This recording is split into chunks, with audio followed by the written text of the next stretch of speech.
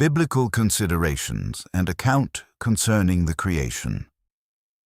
Ideas about creation have differed as human understanding has changed. Reason and science show that some ancient explanations cannot be kept as strict literal history. Many conflicts between spiritual teaching and scripture disappear when figurative language is not treated as exact science.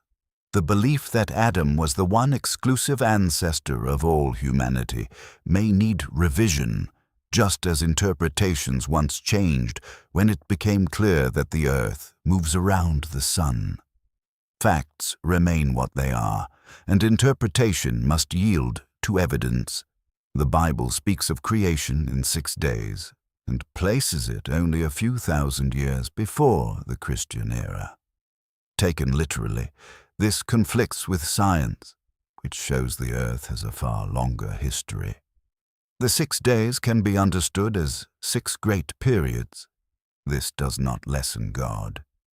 A creation unfolding through universal laws and gradual development shows divine power, order, and wisdom. In broad outline, science also agrees with Genesis on the general order in which living beings appeared. Scripture preserves the order and purpose. Science helps explain the means. The same need for interpretation appears in the account of the flood. Geology points to a great catastrophe from a time before humankind, according to present findings. If traces of humans before that event were found, either Adam was not the first man or his origin belongs to a much older past. A narrow chronology also creates problems after the flood.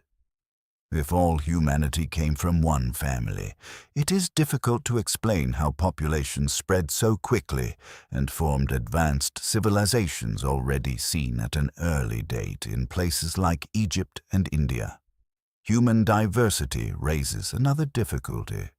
Climate and habits can modify physical traits, but not enough to explain the strongest differences among human groups.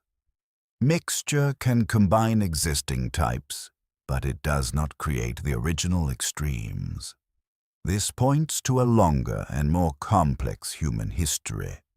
These difficulties become easier to understand if it is admitted that humanity may be older than common chronology says, that its origin may not have been limited to one single source in the usual sense, that Adam may have represented a particular people rather than all humankind, that Noah's flood may have been a local disaster, and that ancient sacred language often speaks symbolically rather than scientifically.